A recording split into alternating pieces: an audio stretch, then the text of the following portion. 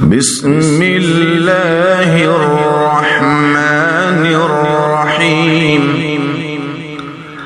وقرآنا فرقناه لتقرأه على الناس على مكث ونزلناه تنزيلا.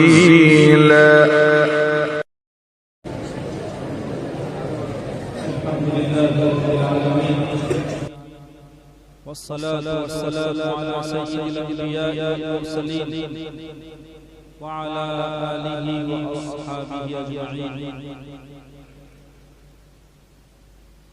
أما بعد، أعوذ بالله من الشيطان الرجيم. بسم الله الرحمن الرحيم. ثم أورثنا الكتاب الذين اصطفينا من عبادنا. صدق اللہ مولانا العظیم.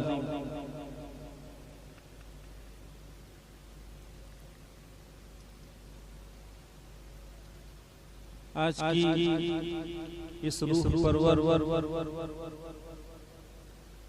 پاکیزہ بابرکت قرب خداوندی کے حصول کے لیے جس کو بہترین ذریعہ وسیلہ کہا جاتا ہے، ایسی مجلس قرآنی میں موجود ارباب علم و کمال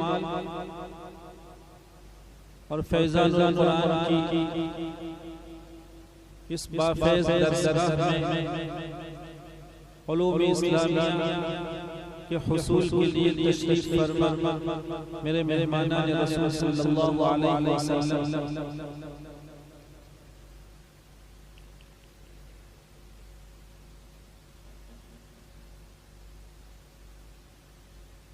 کیا تعبیر ہو سکتی ہے اس مجلس کی شرافت اور اس کے کیف کو کس عبارت میں بیان کیا جا سکتا ہے؟ ایسا محسوس ہو رہا تھا کہ قلبی تشفی اور تسلی کے لیے اب کسی چیز کی ضرورت نہیں ہے.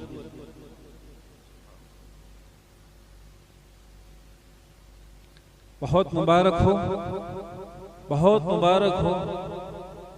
بڑی تمناؤں کے بعد پھر اللہ رب العزت ہمیں اور آپ کو وہ دن دکھائے ہیں کہ جب ہمارے عزیز ہماری امیدوں کے مطابق الحمدللہ ثم الحمدللہ ترقی کی راہ پر گامزن نظر آ رہے ہیں. جن عزیزوں نے اس مسابقۃ القرآن الکریم میں شرکت فرمائی ہے اور فیضان القرآن کی طرف سے انہیں عمدہ ترجمانی کا موقع ملا ہے، ان عزیزوں کی خدمت میں اپنے دل کی تمام تر گہرائیوں سے مبارکباد پیش کرتا ہوں. بہت مبارک ہو بچوں. اللہ کا شکر ادا کریں کہ اللہ رب العزت نے آپ کو وہبی طور پر نوازشات کے انداز میں صرف اپنے کرم کی بنیاد پر عجیب و غریب، حیرت انگیز، حسین اور جمیل آواز کی نعمت سے نوازا ہے. پھر مزید برآں اس کا احسان یہ ہوا کہ اس ذات نے آپ کو بہت ہی بافیض درسگاہ سے وابستہ فرمایا. پھر مزید کرم فرمائی ہوئی اس کی کہ دل جلے اساتذہ کرام کی صحبت آپ کو میسر ہوئی اور ایسا محسوس ہوا کہ آپ بچوں نے اپنی اساتذہ کرام کا خوب اچھا ساتھ نبھایا اور ان کی دل سوزی کو سمجھا اور ان کے خطے کو اپنایا. نتیجہ یہ ہوا کہ بہت ہی کم عمری اور بڑی معصومیت میں رہے ہمارے وہ بچے جو یا تو ناظرہ سے تعلق رکھتے تھے یا درجات حفظ میں ان کا داخلہ رہا ہے، وہ بچے جب تدویر میں قرآن کریم کو یہاں پیش کر رہے تھے، کیا عمدہ سما تھا، کیا خوبصورت سما تھا وہ کہ چھوٹے چھوٹے بچے تلفظ کا اتنا اچھا کمال، اور اس کے ساتھ ساتھ بہت ہی جاذب اور پرتاثیر لہجوں میں وہ اللہ کے کلام کو پیش کر رہے تھے۔ بہت مبارک ہو جن بچوں نے ترتیل پیش کی ہے، ان بچوں نے بھی ماشاءاللہ ہمیں متاثر کیا۔ ہم بڑے خوش ہیں اور بڑی مسرتوں کے ساتھ انشاءاللہ ہماری یہاں سے واپسی ہے۔ ظاہر بات ہے کہ ہمارے بچے ہوں، ہماری اولاد ہو، اور جب اس کو کوئی کامیابی کی راہ پر دیکھتا ہے اور ان کو کامیاب انداز میں پاتا ہے تو پھر اس کی فرحتیں اور اس کی مسرتوں کا کوئی انداز نہیں کر سکتا۔ آپ ہماری اولاد ہیں، میرے بچوں، یہ ترتیل ہے، یہ تدویر ہے، اور یہ مختلف لہجے ہیں، کیا نعمت ہے یہ۔ مجھے بیٹھے بیٹھے یہاں خیال آ رہا تھا کہ ہمارے بچے اس نعمت کو نہیں سمجھ پا رہے ہیں، لیکن اگر وہ دنیا میں اس وقت پائے جانے والے جو واقعات ہیں اگر اس کی انہیں اطلاع ہو، آپ جانتے ہیں، شاید مجھ سے زیادہ آپ کو واقفیت ہوگی کہ امریکہ کی ایک خاتون جینیفر گراؤٹ، جو امریکہ کی مانی ہوئی مسلمہ گویہ، گائیکا، مغنیہ، اور پورا امریکہ اس کو اپنے ملک کی اعلیٰ قسم کی گائیکا اور مغنیہ ہونے کا اعتراف کرتا ہے۔ وہ مغنیہ، آپ نے سنا ہوگا کہ جب انہوں نے شیخ محمد صدیق المنشاوی کو سنا تو اس کے دل کی دنیا بدلی۔ جو عمر کا اتنا بڑا حصہ گانوں میں رہی ہو، اور اس نے کیسے کیسے اسٹیج پر کس کس انداز میں گانے گائے ہوں گے، وہاں رجوع اللہ یا قلب کی پاکیزگی یا ادھر سے واپسی کا کہیں تصور نہیں ہوتا ہے۔ لیکن قربان جائیے، اللہ تعالیٰ اپنی کروڑوں رحمتیں نازل فرمائے شیخ محمد صدیق المنشاوی کی قبر پر، کہ اس اللہ کے بندے نے نہ معلوم دل کی کن گہرائیوں سے اور کیسے حزین اور دل سوز انداز میں اللہ کے کلام کو تلاوت کیا ہوگا۔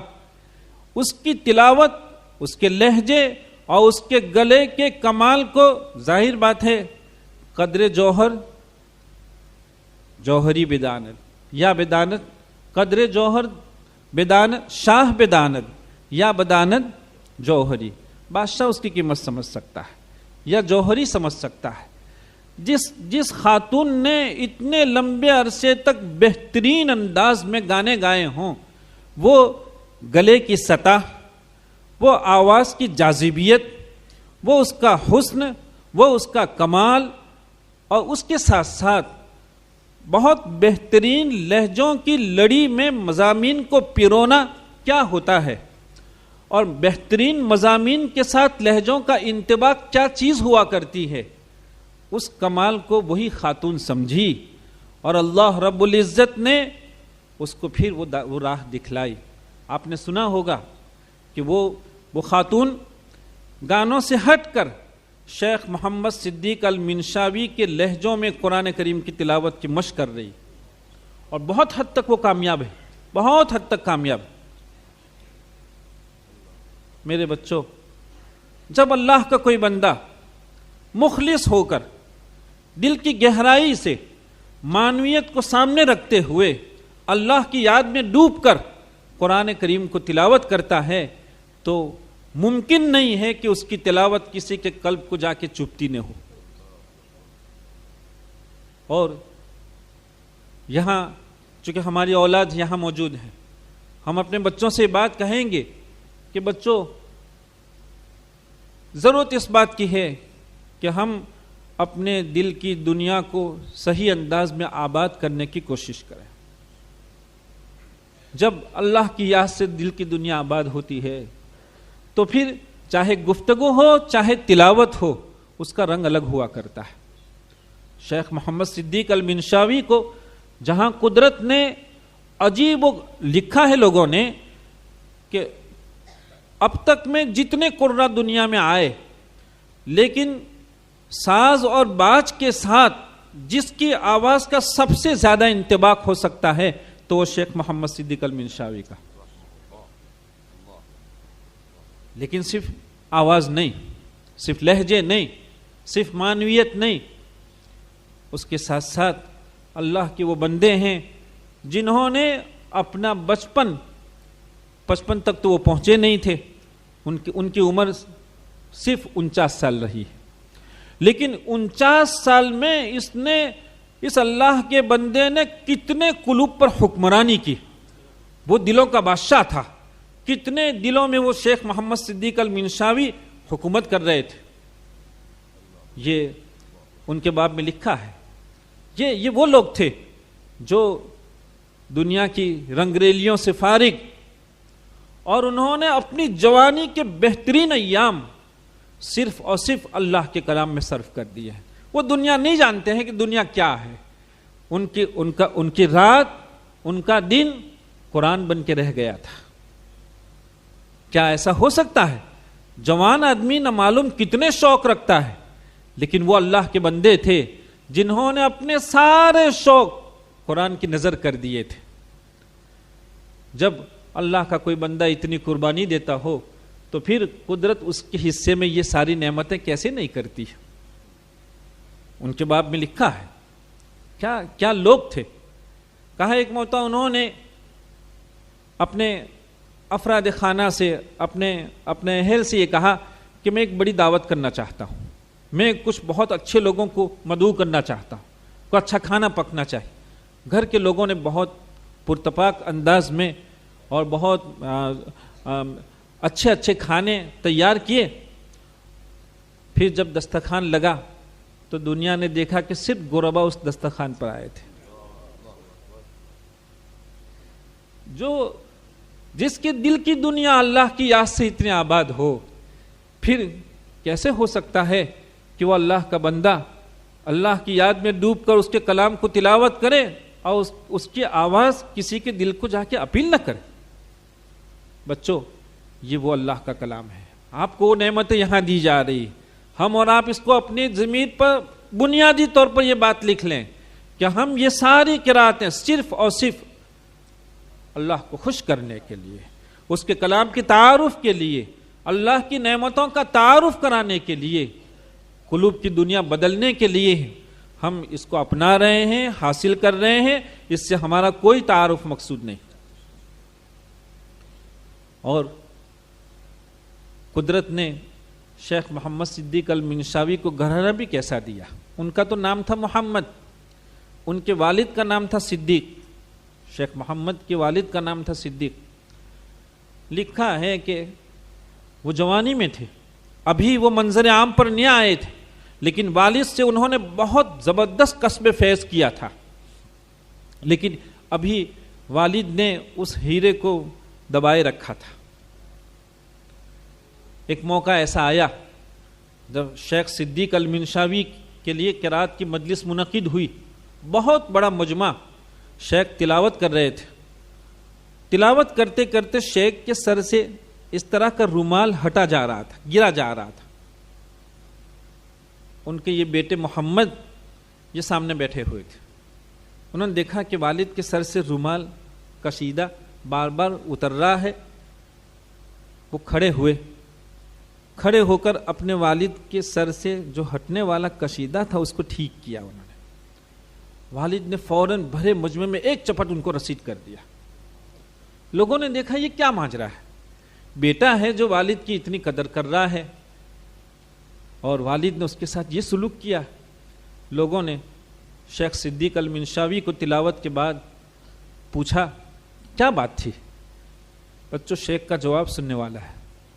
شیخ فرما رہے تھے کہ بھائی، میں اس وقت الا تنصروه فقد نصره الله اذ اخرجه الذين كفروا ثاني اثنين اذ هما في الغار اذ يقول لصاحبه لا تحزن ان الله معنا. میں ان آیات کو تلاوت کر رہا تھا اور صدیق اکبر رضی اللہ تعالیٰ عنہ کی زیارت کر رہا تھا. زیارت ہو رہی تھی مجھے اور میرا بیٹا درمیان میں حائل ہو گیا، میں کیسے برداشت کر سکتا تھا؟ ایسے لوگ تھے۔ یہ وہ دنیا ہے بچوں، الحمدللہ یہ ساری نعمتیں ان درسگاہوں میں ملتی ہیں۔ اللہ تعالی ہمیں اور آپ کو قدر کی توفیق عطا فرمائے۔ ہم اپنے کنبے کو سمجھیں، اپنے خاندان کو سمجھیں، ہم کن کی اولاد ہیں اور کس سلسلے سے ہمارا تعلق ہے۔ مشق کی دنیا ہو تو مشق میں ایسے دل جلے لوگ دنیا میں موجود، الحمدللہ۔ کتاب کا جہاں تک مسئلہ ہے، کیسے کیسے بافیض لوگ اس دنیا میں آئے۔ ابھی عصر کے بعد کتاب دیکھ رہا تھا، میں ان کا بچوں سے کیا کہا جائے؟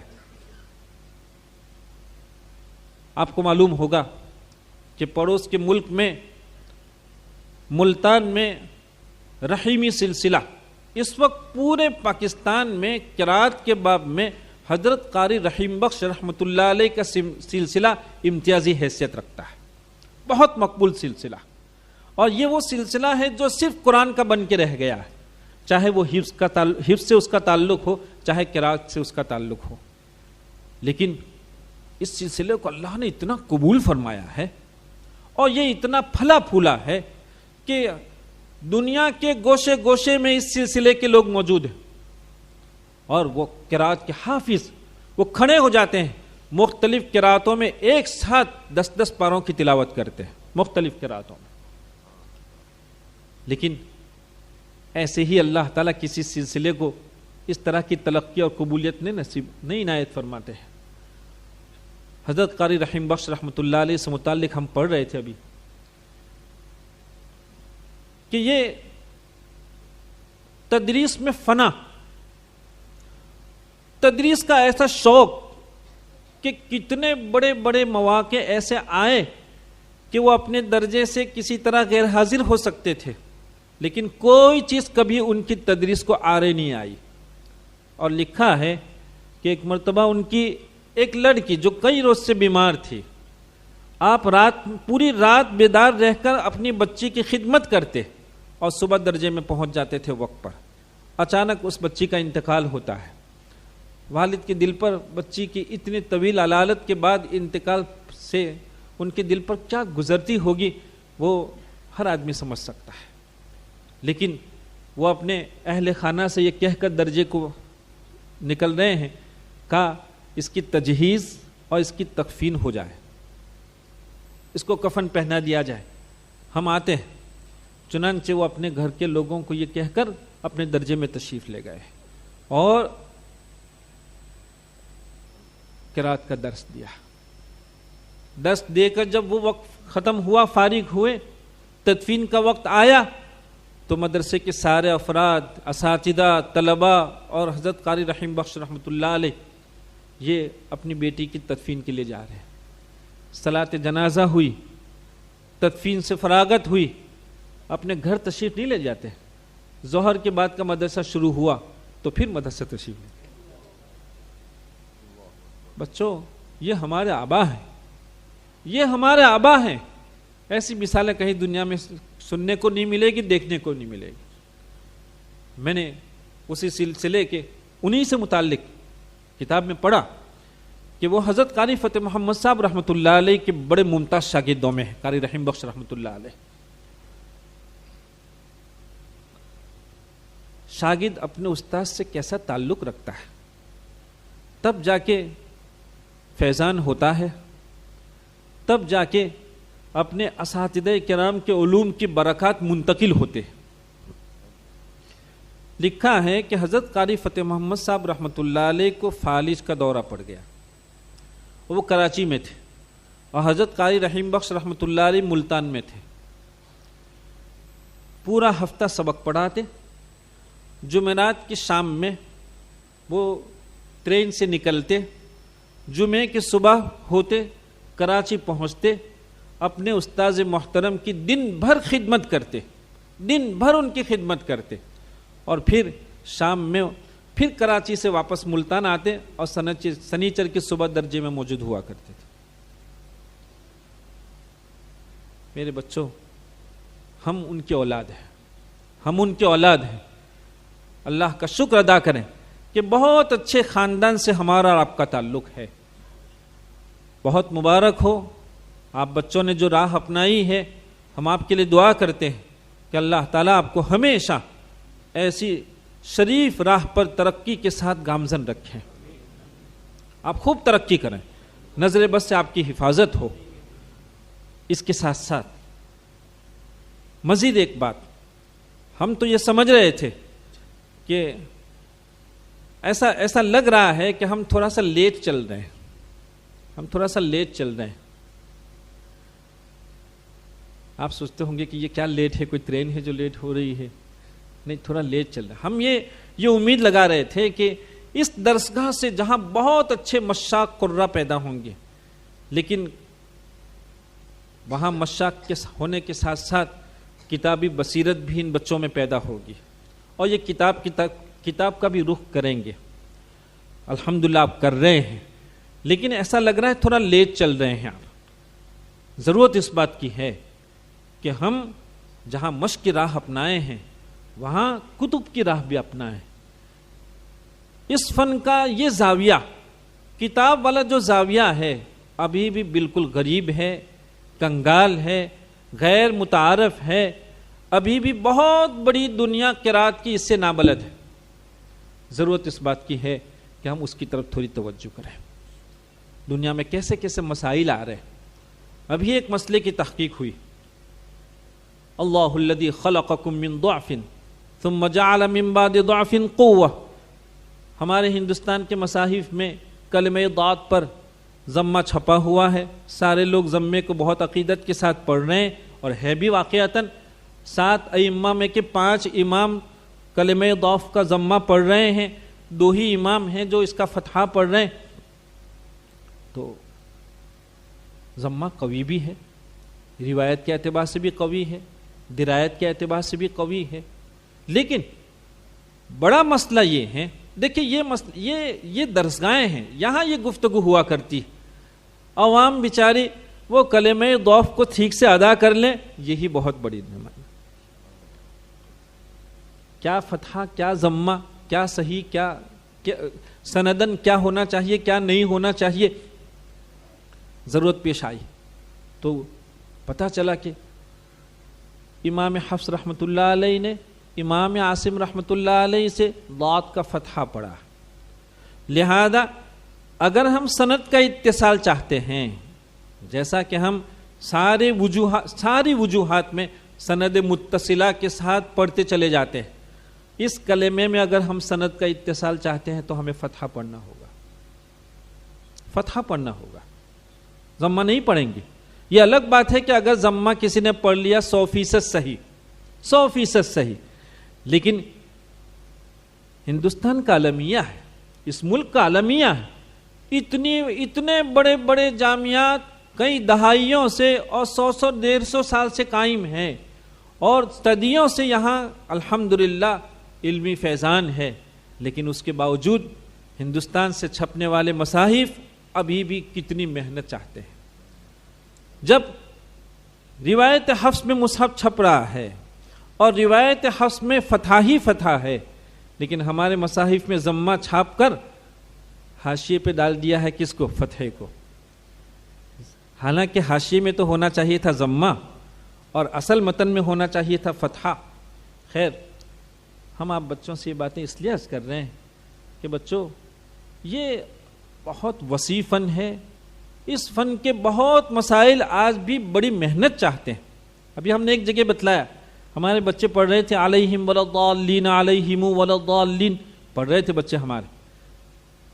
امام قالون کی یہاں میم جمع میں یہ 2 وجہیں ہیں، ترک صلہ بھی ہے اور صلہ بھی ہے، میم کو ساکن پڑھتے ہوئے بھی اور جو ہے وہ صلے کے ساتھ بھی پڑھ رہے ہیں۔ لیکن آپ دیکھتے ہیں کہ ہمارا ہر طالب علم، حتیٰ کہ سارے اساتذہ، میم جمع میں سکون اور ترک صلے کو پہلے پڑھتے ہیں، مقدم رکھتے ہیں، اور صلہ بعد میں پڑھتے ہیں۔ کبھی کوئی الٹا پڑھتا ہی نہیں۔ اگر کسی نے پوچھ لیا کہ کیا بات ہے، ترک صلے ہی کو مقدم، اس کی تقدیم کے لیے کوئی ایسی وجوہات ہیں کیا؟ تو کیا کہا جائے گا؟ ہم الٹا کیوں نہیں پڑھ رہے ہیں؟ بچوں، یہ ساری چیزیں کتابوں میں ملتی ہیں، اس لیے ہم آپ سے کہتے ہیں کہ کتاب کا رخ کریں۔ یہ ساری دیکھو یہ سب ارباب بصیرت ہیں، یہ مدرسے کی چہار دیواری سے رہنے والے اللہ کے نیک بندے، مومن بندے، کلمہ گو بندے، بہت تلاوت کرنے والے بندے، لیکن بصیرت اللہ نے ہر ایک کے حصے میں نہیں فرمائی. بصیرت تو اللہ تعالیٰ نے اسی طبقے کے حصے میں فرمائی. یہی طبقہ محنت کر کے بصیرت کی راہ اپناتا ہے، اللہ تعالیٰ بصیرت جیسی دولت ان کے حصے میں فرمایا کرتے. لکھا ہے کہ امام قالون کے 70 ناقلین، 47 ناقلین، امام قالون کے 47 ناقلین ترک صلہ نقل کرتے ہیں اور 36 ناقلین صلہ نقل کرتے ہیں. ظاہر بات ہے ناقلین کی تعداد کے اعتبار سے ترک صلے کو تقدیم حاصل ہے، قوت حاصل ہے. تو روایتی پہلو کی قوت کے تحت میم جمع میں ترک صلے کو ہم مقدم رکھتے ہیں. یہ کہاں ملے گا؟ ظاہر بات یہ سب کتابوں میں ملے گا. اس لیے خیرات کا بہت حصہ ہو گیا ہے.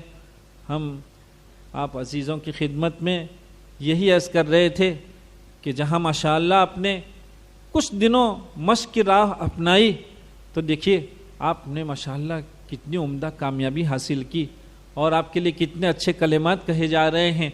اگر آپ نے کتاب کی راہ بھی اپنائی تو انشاءاللہ کتاب کے باب میں بھی اللہ نے آپ کے حصے میں سب کچھ فرمایا ہے. کیا آپ نے کبھی اپنے محتم صاحب سے کسی کتاب کی درخواست کی اور محتم صاحب نے منع فرمایا ہے؟ کیا کسی مصنف کے یہاں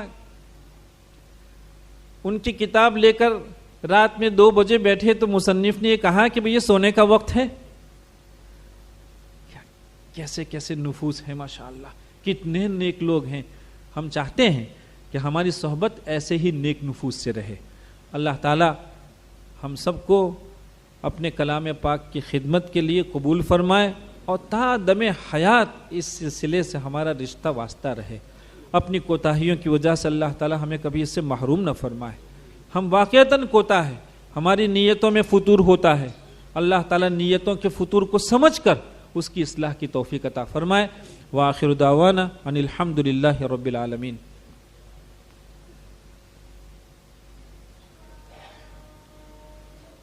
بسم اللہ الرحمن الرحیم.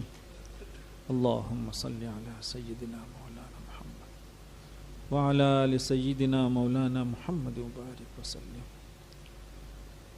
اللہم یا رحمان یا رحیم یا لطیف یا کریم یا ذا الجلال والاکرام یا من یستحیی ان یرد ید السائل خالیہ. اللہم انا نستغفرک ونتوب الیک. رب جئناک تائبین ولا تردنا خائبین. رب کریم ہم آپ کے در کے پرانے پاپی ہیں، اللہ آپ کے در کے پرانے بھکاری ہیں.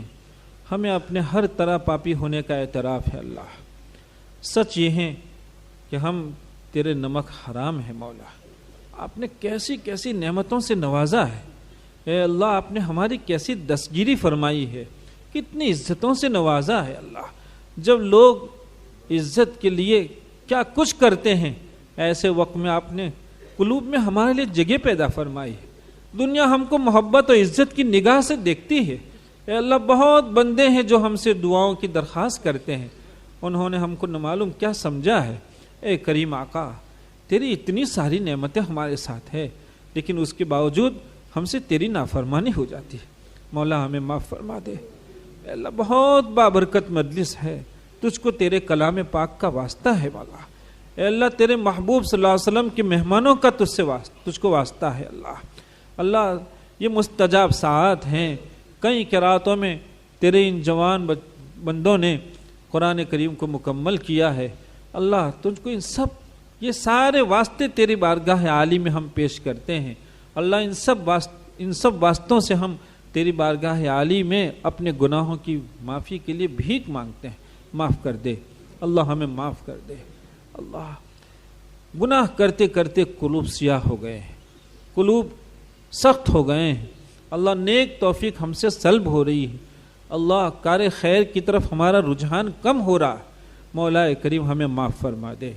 اللہ ہمیں معاف فرما دے اور ہمارے قلوب کی پاکیزگی کا ہمیں احساس نصیب فرما، اس کا اہتمام و التزام نصیب فرما۔ مولا کوئی کوتاہی، کوئی گناہ سرزد ہو جائے تو ہمیں اس کی توفیق عطا فرما کہ ہم بے چین ہو جائیں اور تیری بارگاہ عالی میں کسی گوشے میں آ کے تجھ سے توبہ کی بھیک مانگنا۔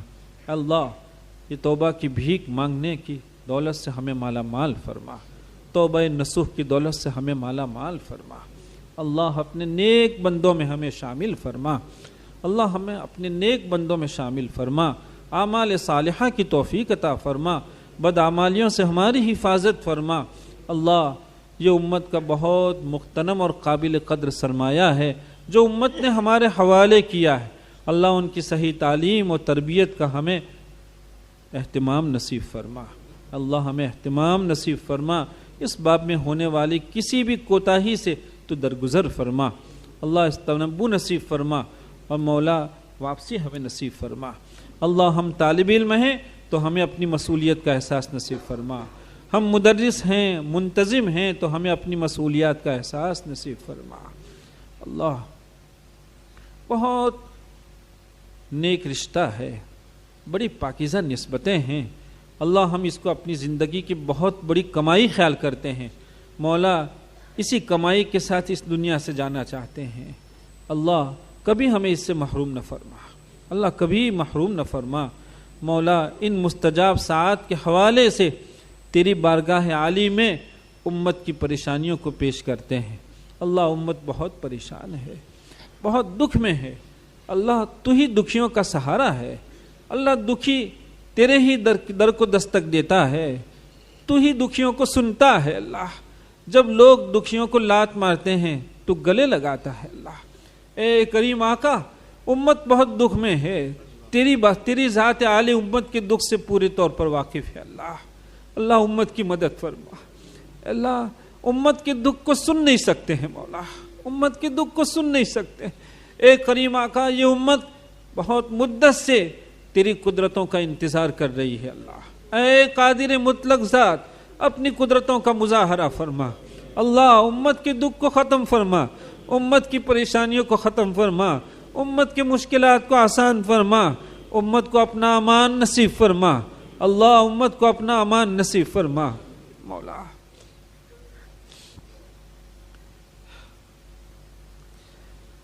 امت تیری غیبی نصرتوں کی محتاج ہے، اللہ کہاں جائیں گی اللہ، یہ امت کہاں جائے گی، اس کے پاس تیرے در کے سوا تھوڑی کوئی در ہے میرا،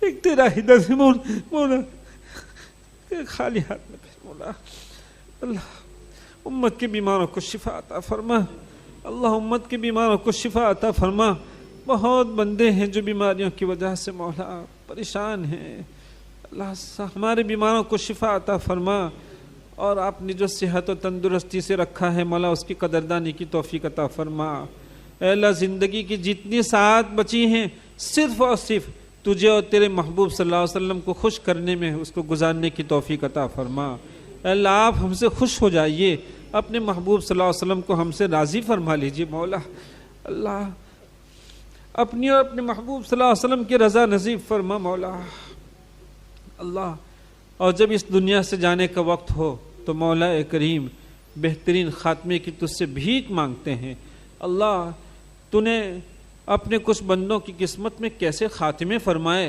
کہ کسی کا سر سجدے میں ہوتا ہے وہ اس دنیا سے چل بستا ہے، اللہ کسی کی زبان پہ درود ہوتا ہے، کوئی تلاوت کرتا ہے، کوئی درجوں میں مصروف ہوتا ہے، کوئی مولا کریم قرآن کریم کے علوم کی اشاعت میں لگا ہوا ہوتا ہے، اسے اس دنیا سے جانا نصیب ہوتا ہے، اے کریم آقا تجھ سے حسن خاتمے کی بھیک مانگتے ہیں، ہماری مدد فرما، اللہ ہماری مدد فرما، امت میں بہت لوگ ہیں جو رزق کی تنگی کے شکار ہیں، اللہ بہت بابرکت اور وسیع رزق ان کے حصے میں مقدر فرما، اللہ بابرکت رزق ان کے حصے میں مقدر فرما، حرام کے لقمے سے ہماری اور ہماری نسلوں کی حفاظت فرما، اے اللہ ہماری نسلوں کی ایمان کی حفاظت فرما، اعمال کی حفاظت فرما، اخلاق کی حفاظت فرما، مولا اپنے نیک بندوں میں ہمیں شامل فرما، اتباع سنت کا اہتمام نصیب فرما، اتباع سنت کی ہمیں توفیق عطا فرما۔